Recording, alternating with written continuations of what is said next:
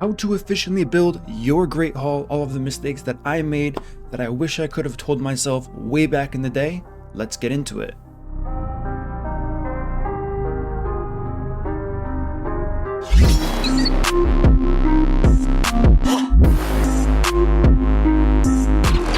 What up team, it's your boy MurderInc here, back again with another guide video talking about the Great Hall today. One of the most aimed for aspects of the game for a lot of players here. Arena, listen, we all know about Arena, can be a complete pain, but I want to talk to you about the most efficient ways to go about upgrading your Great Hall. I have a coaching session, which is the main form of, I guess, what I do in Raid Shadow Legends, and people always ask me about the Great Hall.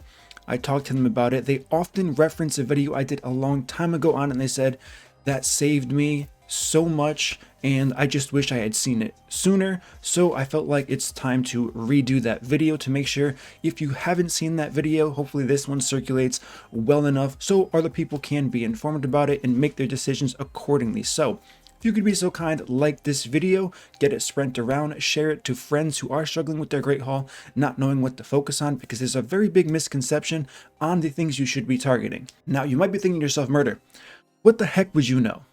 What would you know? You've been playing for so long, since 2018. How could you possibly know since you've had a max Great Hall for so long? That's why I want to show you on this account here. This account is a challenge account that I put on pause for quite some time because there was just too much content coming out and I haven't logged in quite some time here. We got our welcome back gifts coming in. Privilege pack, no thank you, that's a bait. We're not spending money on this account. For those of you, just in case you're curious, it doesn't have anything to do with the video here. What we're doing is I'm going through all the content only using rares, uncommons, and common champions. That's it. We're not using any epics, any legendaries, and we are on day, we were on day around 52, I believe, until I stopped showing this on YouTube, and then I've just been collecting resources ever since then, here and there when I can, but that's not what we're talking about. We are talking about the Great Hall. What should you be focusing on? Now, a lot of older videos, and this is not bashing them at all, say go for accuracy. That was very true until the Forge came out.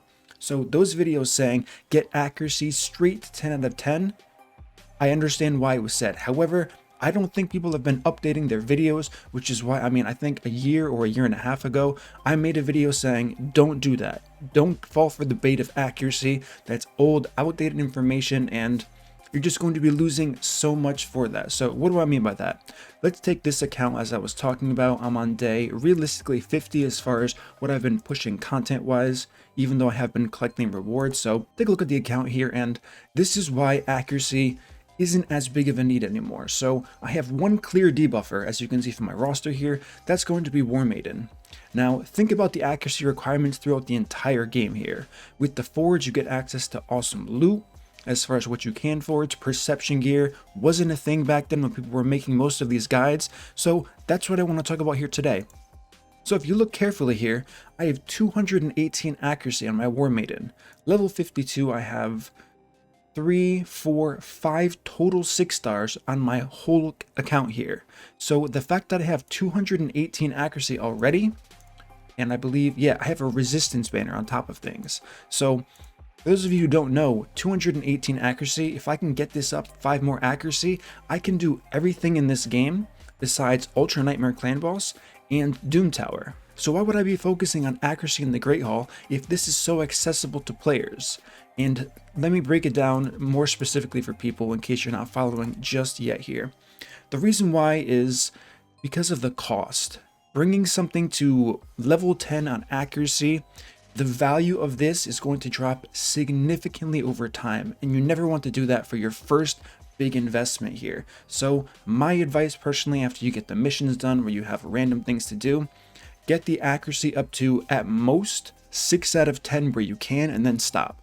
Just stop at 6 out of 10 because accuracy can only go so far, and by the time it starts costing a lot of medals, it's around level 7 here. So 6 out of 10, even 5 out of 10, or if your account has the gear, and I didn't really get lucky on gear per se, but if your account has gear like mine and you're already doing fine, you can just ignore accuracy altogether until the end.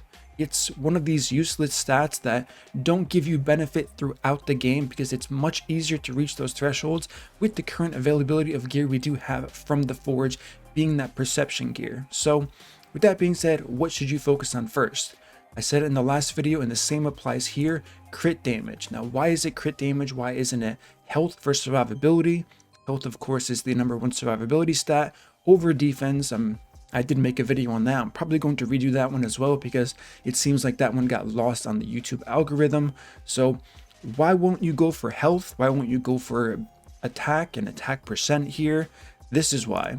The biggest leap you can make in your account, hands down, is going from crit rate gloves to crit damage gloves. It's the hardest transition to do because you need so many crit rate substats on all of your other gear, or you need someone providing your team with the 30% increased crit rate buff, all of the things like that, or conditional champions that don't need to be crit capped to have a 100% chance to crit. So with that being said, crit damage is the hardest stat from early game, mid game, and through end game. It has skyrocket potential as well. So the reason why I always recommend crit damage is because lifesteal gear is so important. I mean, look, I have 1, 2, 3, not 3. Okay, so 3 total here, and I'm pretty sure that's it. As far as the champions I have, like I said, we're not using legendaries, so unlucky there. We have a shield set, but yeah.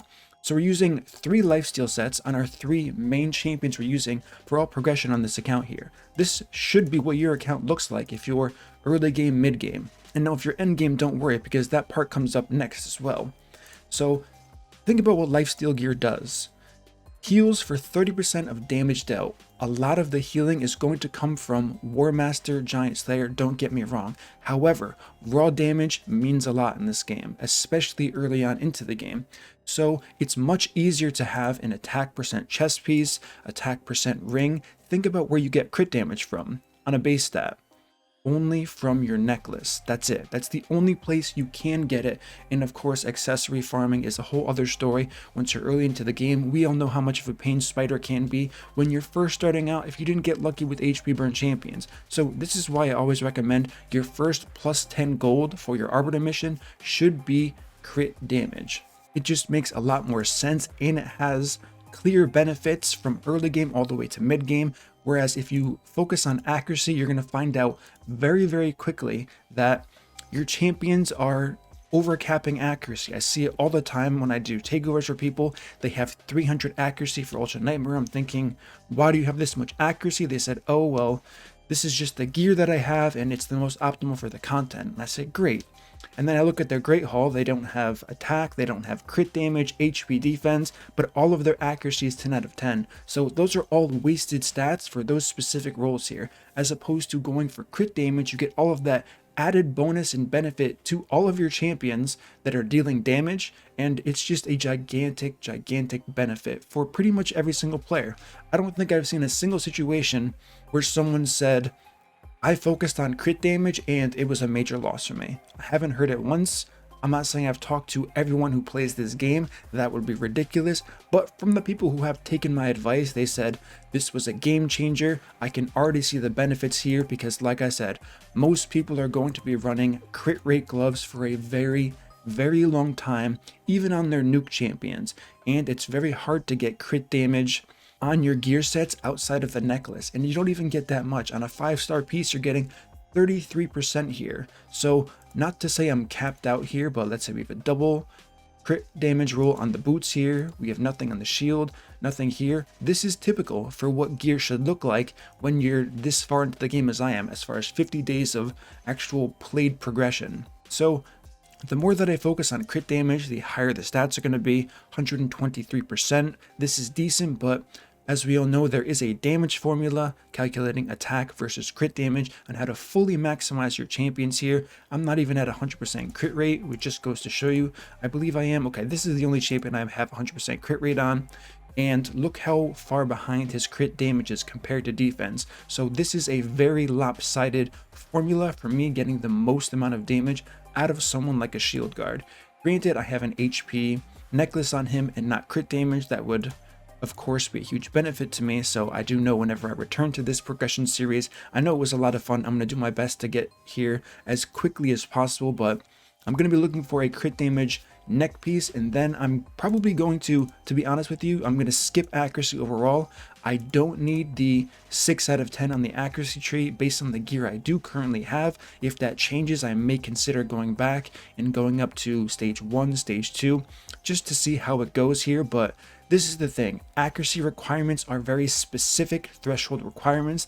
The same thing goes for resistance. You either need X amount to have the perfect amount for whatever content you're doing, and there's no like playroom as far as what you need. Everything's straightforward in that front. What isn't straightforward and what there's no ceiling for is something like crit damage, something like attack, HP. So if I did have to rank these and like what's most important here as far as your main goals is, like I said, accuracy first, but only if you need it, and you would know this if you're as far into the game, being at least 50 days into the game. Outside of that, you're probably not sweating through Bronze Arena each day trying to get as many medals as you can. If you don't know, I'm definitely going to make a kind of earlier game guide on what you should be focusing on arena-wise, because I see a lot of people kind of sweating out their 10 battles a day. Honestly, you can just do 5 because the difference between bronze medals and silver medals are gigantic. As soon as you make that leap, you're going to say, look how useless all of these bronze medals are. It was a pain. It made me not like the game. And the point of this game is to have fun. So just doing your 5 daily battles and not really worrying about if you win or lose, it's not a terrible thing early on. It matters a lot more once you get to silver, because then the medals really start to matter as far as the value you get from those medals. So like I said, accuracy if you absolutely need it to get to the content you're currently doing. If that isn't the specific case, as it won't be for many accounts here, I would go for crit damage first. Then after crit damage, I would look for HP. After HP, you really have to look at which champions are using the most and the most amount of content. This is a huge thing here. Don't just go around, and I've seen so many people do this, filling out every single thing here, thinking to themselves, well, if I'm well-rounded, this is going to be the best. You don't want to do that. Why do you not want to do that? Because you're always going to have core champions that are carrying you through progression. Doesn't matter which account, whether it's your starting champion or whatever. So if it's your starting, of course, blue affinity magic is going to be that main goal for you. So crit damage here, HP here. If you want more attack, you can go attack. If it's a defense-based champion, you get more damage from defense-based and some survivability on top of it. Resistance, honestly, I kind of save resistance till the end, because by the time you need resistance, you're in quite some end game content and your gear's probably up to par. So this is going to be another one of those ceiling cap added bonus statistics for you. So with all of that being said, one of the kind of final points I would have about the Great Hall is your champions get bonuses based on the tiers you're in. So we can just look at this here. You're getting free HP, free attack, free defense as you go up the ladders here. So this is another thing and why you don't have to focus too much on HP, attack, or defense early on, because you're already getting those bonuses simply by being in the current arena tier you're in. What you're not getting is crit damage. And for the 100th time, crit damage has no ceiling as far as how beneficial it's going to be for your account from early game all the way to the end game. There's no comparison there. It's the only stat that you can never have too much of. You can have too much accuracy, you can have too much resistance. HP, attack, defense, of course you can't have too much of that, but you already get this awesome buffer of 1%, 2, 3, 4, 6, 8, 10, 12, and it just keeps going up all the way to platinum as far as those free stats you get. So use them to your advantage. Really sit down, look at the champions you use most. What are their affinities? Where are they helping me out in the game? What's the next step for me in this game's progression? Is it dungeons?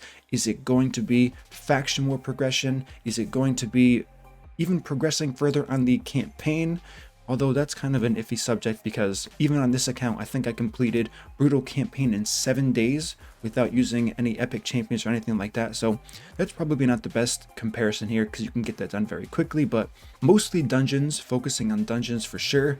Faction wars, using food as faction war champions. If you have main carries for a faction war, if you can get far early on into the game, that gives you access to more perception gear, and it's going to help you so much throughout the game. So that's going to conclude pretty much this whole video on the Great Hall, the best ways to approach it, why these are the best ways to approach it, so on and so forth. If you have any questions about this, if you've been doing this, and listen, if your Great Hall is the complete opposite of what I'm explaining now as far as efficiency goes, don't worry. It's not a huge deal. it's not going to be the end of the world if you are, I don't know, 100 days in, 200 days in, and all of your accuracy is maxed out. You have that benefit. It's going to be less and less valuable as time goes on. You could have had more benefit, of course, if you did something like crit damage, HP, anything like that. However, it's not going to be the end of the world as long as you start focusing on the right areas of the game based on what I explained to you here. Now, of course, this is going to be in my opinion. I have tested this pretty thoroughly. I have yet to see someone who's actually tried this and then said, "Murder, that was terrible advice." I degressed instead of progressed from following your suggestions early on there, so keep this in mind. If you have any feedback, comments, let me know in the comment section if you've been doing this. And unfortunately, there's no reset button on the Great Hall. I think they should add that, whether it's free the first time, then 50 gems, 100 gems. They should let people reset the Great Hall, because this is a pretty important part of the game as far as the free stats. Well, I mean, I say free, but you definitely have to earn them. But once again, pretty important part of the game, so they definitely should have added some type of reset system here that you can use maybe just once total and then you're done. And I mean, I think that would help a lot of players based on how the game's constantly changing and how long it takes to max your Great Hall. I do know it's a huge grind. I don't think anyone's going to disagree with that. So if you do start maxing the wrong things like accuracy, resistance, or just getting everything to 6 first, it's probably not in your best interest, and you can skyrocket your progression if you were able to reset things and re-put the points in where you wanted to. So that's going to conclude this video. Give me your thoughts, give me your feedback. If you enjoyed this content, smash that like button, subscribe, turn the notification bell, and I will see you all in my next upload.